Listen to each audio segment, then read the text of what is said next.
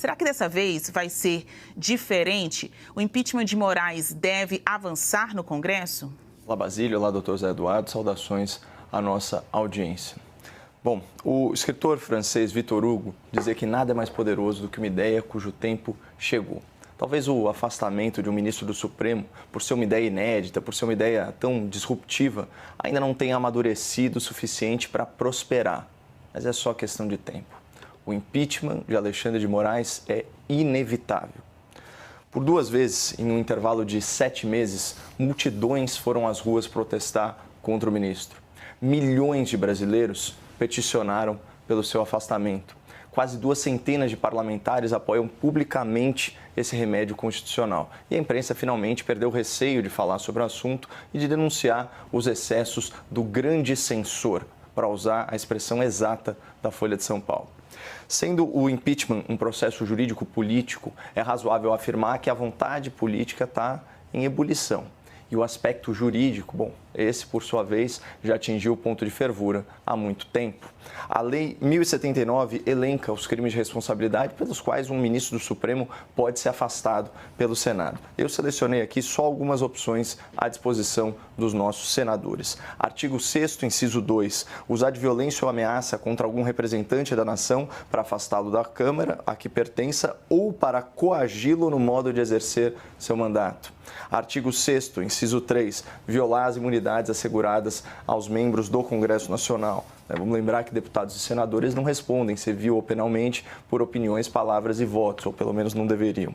Artigo 7º, inciso 9, violar patentemente qualquer direito ou garantia fundamental e, bem assim, os direitos sociais assegurados pela Constituição. E aí, finalmente, o abuso de poder mais flagrante de todos, a meu ver, artigo 9º, inciso 4, expedir ordens ou fazer requisição de forma contrária às disposições expressas da Constituição.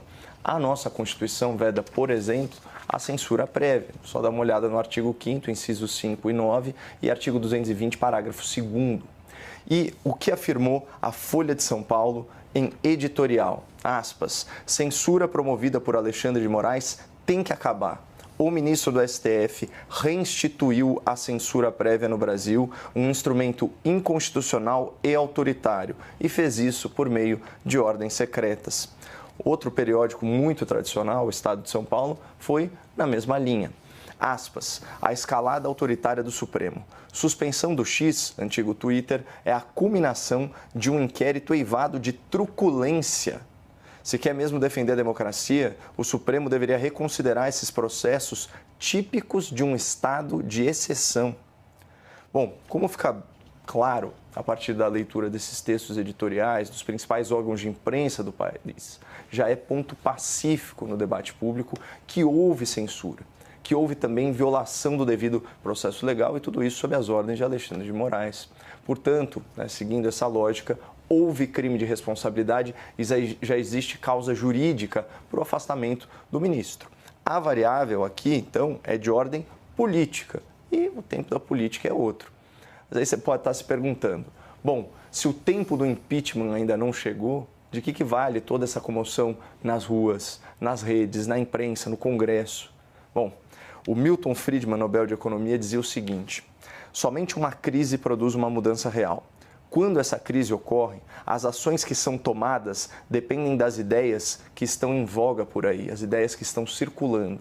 Essa, eu acredito, é nossa função básica, desenvolver alternativas, mantê-las vivas e disponíveis para quando o politicamente impossível se torna politicamente inevitável.